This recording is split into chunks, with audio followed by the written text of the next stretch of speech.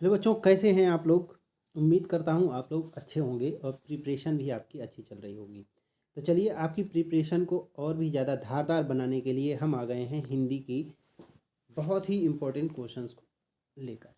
ठीक, पूरी वीडियो को आप लोग अंत तक देखिए और चैनल को सब्सक्राइब, वीडियो को लाइक और शेयर ज़रूर कीजिए। तो चलिए शुरू कर देते हैं जल्दी से अपना ये इम्पोर्टेंट क्वेश्चन का सिलसिला। देखिए, सबसे पहला क्वेश्चन है, ब्रज भाषा है मतलब हिंदी, किस क्षेत्र की हिंदी को हम ब्रज भाषा कहते हैं। ठीक है, तो देखिए पश्चिमी हिंदी जो है, ठीक, जो पश्चिमी हिंदी जो है उसको हम कहते हैं ब्रज भाषा कहते हैं। ठीक है, चलिए नेक्स्ट क्वेश्चन देखेंगे। मगही भाषा, मगही किस भाषा की बोली है। ठीक है, मगही जो है वो किस भाषा की बोली है। ठीक, वो बिहारी जो हिंदी होती है, ठीक, उस भाषा की बोली को हम लोग मगही कहते हैं। ठीक है, नेक्स्ट है, हिंदी खड़ी बोली किस अपभ्रंश से विकसित हुई है। ये एक इम्पॉर्टेंट क्वेश्चन है और यूपीपी में पूछा भी गया है। ठीक है, हिंदी जो है वो अपभ्रंश से शैर शैनी अपभ्रंश से विकसित हुई है। ठीक, नेक्स्ट क्वेश्चन है, भाषा के आधार पर भारतीय राज्यों की पुनः संरचना की गई थी। ठीक, तो 1956 में राज्यों का पुनर्गठन किया गया था भाषा के ही आधार पर। ठीक है, नेक्स्ट क्वेश्चन देखेंगे, किस तिथि को हिंदी को राजभाषा बनाने का निर्णय लिया गया। राजभाषा बनाने का निर्णय लिया गया, ना कि राष्ट्रीय भाषा। ठीक है, तो 14 सितंबर 1949 को, इसीलिए 14 सितंबर को हम लोग राष्ट्रीय हिंदी दिवस भी मनाते हैं। ठीक, नेक्स्ट क्वेश्चन देखेंगे, हिंदी की जननी किसे कहते हैं। तो हिंदी की जननी कहते हैं संस्कृत को। संस्कृत भाषा जो है वो हिंदी की जननी है। ठीक, और इसी को देववाणी भी कहते हैं, इसी को वेदों की भाषा भी हम संस्कृत को ही कहते हैं। ठीक है, नेक्स्ट क्वेश्चन है, हिंदी दिवस किस दिन मनाया जाता है। अभी अभी हमने डिस्कस किया, 14 सितंबर को हम लोग हिंदी दिवस मनाते हैं। नेक्स्ट क्वेश्चन देखेंगे, अगला क्वेश्चन है, हिंदी की विशिष्ट हिंदी की विशिष्ट बोली ब्रज भाषा किस रूप में सबसे अधिक प्रसिद्ध है। ठीक है, तो जो ब्रज भाषा है वो काव्य भाषा के रूप में सबसे ज़्यादा प्रसिद्ध है। ठीक है, काव्य भाषा के रूप में सबसे ज़्यादा प्रसिद्ध है।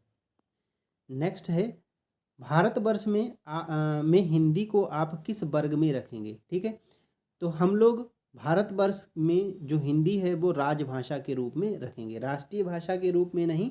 उसको हम कैसे, राष्ट्रभाषा के रूप में नहीं रखेंगे, याद रखिएगा, राजभाषा के रूप में रखेंगे। ठीक है, और आर्टिकल 343 जो है वो राजभाषा से ही संबंधित है। ठीक है, चलिए नेक्स्ट क्वेश्चन देखेंगे, हिंदी किस भाषा परिवार की भाषा है।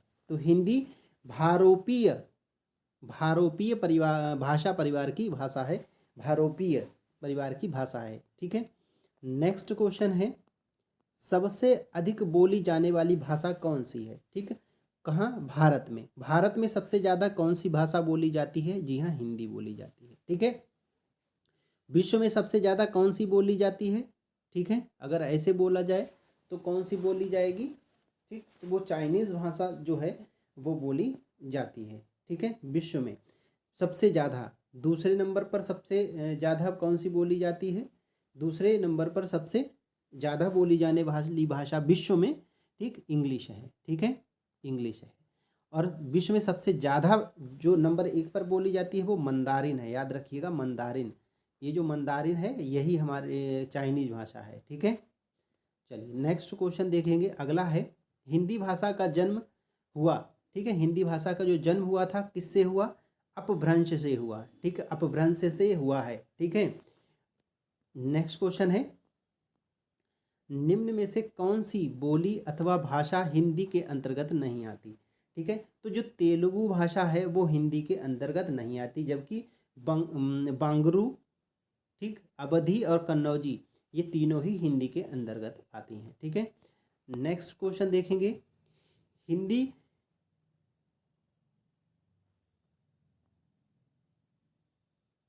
हिंदी की विशिष्ट बोली ब्रजभाषा किस रूप में सबसे अधिक प्रसिद्ध है। तो अभी हमने इसको डिस्कस किया था, ये काव्य भाषा के रूप में सबसे ज़्यादा प्रसिद्ध है। ठीक है, चलिए नेक्स्ट क्वेश्चन है, भारतवर्ष में हिंदी को आप किस वर्ग में रखेंगे?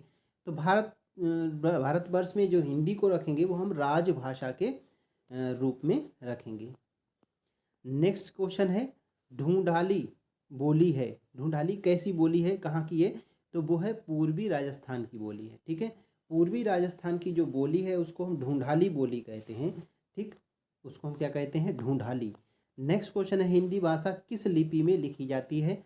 ये बहुत इंपॉर्टेंट है, कैसी? देवनागरी लिपि में लिखी जाती है। ठीक, और गुरुमुखी में कौन सी लिखा गया है? गुरुमुखी में पंजाबी लिखी जाती है। ठीक है, गुरुमुखी में कौन सी भाषा लिखी जाती है? पंजाबी भाषा लिखी जाती है। नेक्स्ट क्वेश्चन देखेंगे, अगला है, हिंदी भाषा की बोलियों के वर्गीकरण के आधार पर छत्तीसगढ़ी भाषा को किस में रखेंगे? तो देखिए, छत्तीसगढ़ हमारा उत्तर प्रदेश के हिसाब से देखेंगे तो पूरब में पड़ेगा, इसलिए हम उसको पूर्वी हिंदी के रूप में रखते हैं। ठीक है,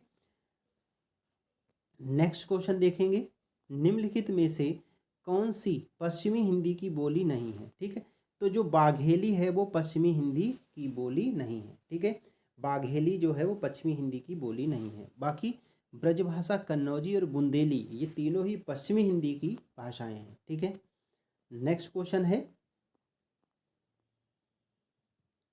दक्षिणी भारत प्रचार सभा का मुख्यालय स्थित है। दक्षिणी भारत हिंदी प्रचार सभा का मुख्यालय कहाँ स्थित है? ठीक है, तो ये मुख्यालय है चेन्नई के अंदर। ये मुख्यालय कहाँ स्थित है? चेन्नई के अंदर स्थित है। नेक्स्ट क्वेश्चन देखेंगे, हिंदी भाषा के विकास का सही अनुक्रम कौन सा है? ठीक है, तो हिंदी भाषा किससे अनुक्रमित हुई? देखिए, पाली, सबसे पहले एक पाली भाषा आई, पाली से प्राकृत आई, प्राकृत से अपभ्रंश आई, अपभ्रंश से हिंदी आई। ठीक है, तो हमसे अगर पूछता है कि हिंदी किससे बनी, तो अपभ्रंश से बनी। ठीक, और अपभ्रंश किससे बनी? प्राकृत भाषा से बनी। प्राकृत भाषा किससे बनी? वो पाली भाषा से बनी। बात समझ गए? ठीक है, अपभ्रंश के बाद हिंदी आती है। ठीक है, चलिए नेक्स्ट जो है क्वेश्चन हमारा, वह संविधान के अनुच्छेद 351 में किस विषय का वर्णन है? तो हिंदी के विकास के लिए निर्देश दिए गए हैं आर्टिकल 351 में। ठीक है, नेक्स्ट क्वेश्चन है, और राजभाषा 343 से संबंधित है। ब्रजभाषा कैसी है? पश्चिमी हिंदी है। ठीक है, इसको हम पीछे भी डिस्कस कर चुके थे। ठीक, नेक्स्ट पूर्वी हिंदी के बारे में कौन सा था? छत्तीसगढ़ी आती है। ठीक है, नेक्स्ट क्वेश्चन है, हिंदी खड़ी बोली किस अपभ्रंश से विकसित हुई है? तो देखिए, शौर सैनी से विकसित हुई है। ठीक, हिंदी की आदि जननी किसे कहते हैं? हिंदी की आदि जननी संस्कृत को कहते हैं। ठीक है, नेक्स्ट क्वेश्चन है, वर्णमाला में अयोगवाह वर्ण कौन से हैं? ठीक, अयोगवाह वर्ण 2 होते हैं वर्णमाला में, अंग और आहा। कभी कभी हमसे पूछा जाता है ऐसे कौन से 2 वर्ण हैं या अक्षर हैं जिनकी मात्राएं तो होती हैं लेकिन उन्हें स्वर में नहीं गिना जाता, तो वो भी यही होंगे। ठीक है, ये दोनों अयोगवाह भी कहे जाते हैं। ठीक है, चलिए नेक्स्ट क्वेश्चन है हमारा, वर्णमाला कहते हैं, वर्णमाला किसे कहते हैं? ये भी हमें इम्पोर्टेंट क्वेश्चन है। वर्णों के संकलन को, शब्द गणना को, वर्णों के व्यवस्थित समूह को, या शब्द के समूह को। ठीक है, तो जो वर्ण होता है, वर्णों के व्यवस्थित समूह को हम क्या कहेंगे? ठीक है, वर्णों के संकलन को नहीं कहते हैं, जबकि वर्णों के व्यवस्थित समूह को हम कहेंगे वर्णमाला। ठीक है, नेक्स्ट क्वेश्चन है, निम्न में से कंठ ध्वनियाँ कौन सी हैं? इनमें से कौन सी ध्वनि कंठ ध्वनि कंठ से बोली जाती है? ठीक है, तो देखिए, का से का ख जो है ये कंठ ध्वनि है। ठीक है, कैसे बोली जाती हैं? कंठ से बोली जाती हैं। ठीक, हाँ, चा, छा, चा और जा ये दोनों तालव्य हैं। ठीक, टा ये मूर्धा है, अणा, टा अणा दोनों ही मूर्धा हैं। ठीक है, मूर्धन्य है। ठीक, या र, ठीक है, या र। ठीक, ये जो 2 हैं, ठीक, या इनको जो है अर्ध जो या है इसमें, ठीक, इसको हम लोग बोलते हैं अपने जीभ के पार्श्व, जो पीछे का जो भाग होता है उससे, पश्च भाग से इसकी ध्वनि निकलती है, र। र जो है, रा में हमारी जीभ लड़बड़ाती हुई आती है, यानी लुंठित भी हम इसको कहते हैं। ठीक। नेक्स्ट है, स्थान के आधार पर मूर्धन्य व्यंजन कौन से हैं। ठीक। मूर्धन्य व्यंजन जो होते हैं, जो हमारे तालु के पीछे का जो ऊंचा उठा हुआ भाग होता है, जब जीभ हमारी उसमें टच होकर आती है तो उसको हम मूर्धन्य बोलते हैं। ठीक है। तो देख लीजिए, जब ये ड और ढ, ये ड और ढ जब बोलते हैं तो हमारी जीभ उसी मूर्धा में टच होती है, इसलिए इसे मूर्धन्य कहते हैं। ज झ जब इनको बोलते हैं तो यहाँ इसके लिए हमारी जो जीभ होती है वो कहाँ, ज झ तालु में टच होती है, इसीलिए तालव्य कहते हैं। प फ, ठीक है, ये ओष्ठ से बोले जाते हैं। ठीक। प फ, ग घ, ग ग घ, ग घ जब गा और घा बोलते हैं, ठीक है, तो इसमें हम मध्य जीभ का इस्तेमाल करते हैं, यूज़ करते हैं। गा घा, ठीक है। गा और घा ये भी कंठ से ही बोले जाएंगे, कंठ से हैं। ठीक। का वर्ग जो होता है वो कंठ से बोला जाता है। ठीक। नेक्स्ट क्वेश्चन है, निम्न में से अल्प प्राण वर्ण कौन से हैं। ठीक। तो देखिए, अल्प प्राण वर्ण वो होते हैं जिनको बोलने में हमें कम ऊष्मा निकलती है, कम आवाज़ निकलती है, या कम हम कहें वायु निकलती है, उनको अल्प प्राण कहते हैं। क ख, क ख ग ऐसे बोलते हैं। था, ध, फा, ब, आ जब इनको बोलते हैं तो देर तक क्या होता है, इनको बोलते हैं महाप्राण। जिनमें ज़्यादा वायु निकलती है उसको महाप्राण बोलते हैं, और जिनमें कम वायु निकलती है उसको हम अल्प प्राण बोलते हैं। तो क ख ग घ, ठीक है। तो ये जो दो हैं ऊपर के, का और ग, ये अल्प प्राण वर्ण हैं। ठीक है। तो फ्रेंड्स, ये है हमारा हिंदी सीरीज़ का सबसे पहला वीडियो, और इस वीडियो में हमने इम्पॉर्टेंट क्वेश्चंस को डिस्कस किया है। आगे सेकंड सेट में हम लोग और इम्पोर्टेंट क्वेश्चंस को डिस्कस करेंगे।